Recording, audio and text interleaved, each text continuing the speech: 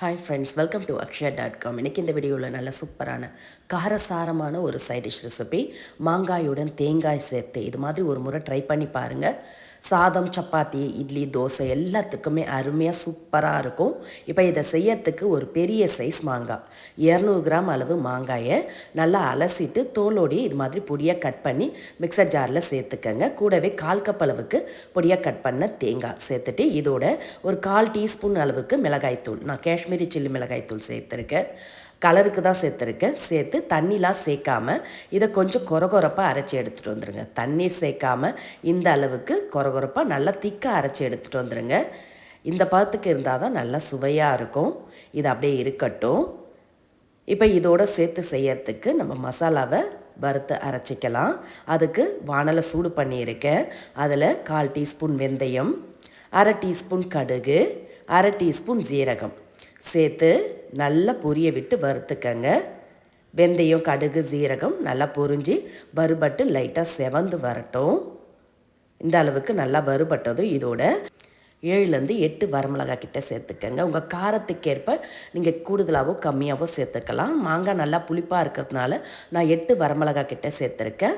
வரமிளகாய் சேர்த்து நல்லா வறுபட்டதும் இதை அப்படியே மிக்சர் ஜாருக்கு மாற்றி நல்லா நைஸாக பவுட்ரு பார்த்துக்கு அரைச்சி எடுத்து வச்சுக்கோங்க. நல்லா ஆறின பிறகு இப்போ அதே வானலில் 3 டேபிள் ஸ்பூன் அளவுக்கு நல்லெண்ணெய் ஊற்றிக்கங்க. இந்த சைட் டிஷ்ஷை நீங்கள் நல்லெண்ணெயில் செய்கிறப்ப தான் நல்ல மணமாகவும் கூடுதல் சுவையாகவும் இருக்கும். அதே மாதிரி ஸ்டோர் பண்ணி வச்சாலும் கெட்டு போகாமல் இருக்கும். இப்போ எண்ணெய் சூடானதும் இதோட 1/2 டீஸ்பூன் கடுகு, ஒரு கைப்பிடி அளவுக்கு ஃப்ரெஷ்ஷான கருவேப்பிலை சேர்த்துக்கங்க. கூடவே 8 பூண்டு பல்ல பொடியாக கட் பண்ணி சேர்த்துக்கங்க. கூடவே 2 டேபிள் ஸ்பூன் அளவுக்கு பொடியாக கட் பண்ண இஞ்சியும் சேர்த்துக்கங்க. இதே நீங்கள் பூண்டு இஞ்சியை துருவியும் சேர்க்கலாம். இப்போ சேர்த்து நல்லா பச்சை வாசனை போகிற அளவுக்கு வதக்கிக்கங்க. பூண்டு இஞ்சி நல்லா வதங்கி வந்த பிறகு இதில் நம்ம அரைச்சி எடுத்து வச்ச இஞ்சி தேங்காய் விழுதை சேர்த்துக்கலாம். எல்லாத்தையுமே மிக்சர் ஜார்லேருந்து ஒட்டை வச்சு விட்டு சேர்த்து நல்லா ஒரு 2 நிமிஷத்துக்கு அடுப்பை மீடியம் ஃப்ளேமில் வச்சு வதக்கிக்கங்க. நம்ம இதில் மிளகாய்த்தூள் சேர்த்துருக்கோம். அதோட பச்சை வாசனை போய் நல்லா ஈரெல்லாம் வற்றி வரணும். அந்த அளவுக்கு நல்லா ஒரு 2 நிமிஷத்துக்கு வதக்கின பிறகு இதோட நம்ம அரைச்சி எடுத்து வச்ச வெந்தய, கடுகு, வரமிளகாய் பொடியை சேர்த்துக்கங்க. கூடவே தேவையான அளவு உப்பு சேர்த்துக்கங்க. நான் 1 டீஸ்பூன் அளவுக்கு உப்பு சேர்க்குறேன். சேர்த்து நல்லா மசாலா எல்லா இடம் பரவற மாதிரி கலந்துக்கங்க.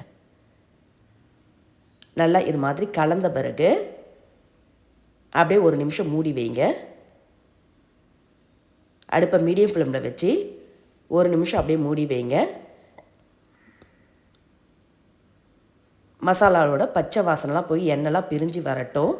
இப்போ சரியாக 1 நிமிஷம் ஆன பிறகு திறந்து பார்த்துக்கலாம். நல்ல சூப்பரான ஃப்ளேவரில் மணக்க சுவையான சைட் டிஷ் ரெடியாக எடுத்து எண்ணெய்லாம் ஓரத்தில் பிரிஞ்சு வந்திருக்கு பாருங்கள்.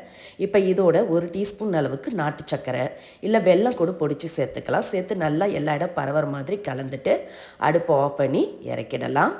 இது நல்லா ஆறின பிறகு இதை ஒரு ஏர்டை பாட்டிலில் போட்டு ஸ்டோர் பண்ணி வச்சிங்கன்னா போதும். சாதத்தோடு சூப்பராக இருக்கும். இட்லி, தோசை, சப்பாத்திக்கெலாம் பக்காவான காம்பினேஷனாக இருக்கும். இது நீங்கள் ட்ராவலுக்கு வெளியே போகிறப்ப கூட சைடிஷாக கொண்டு போகலாம். அருமையாக இருக்கும்.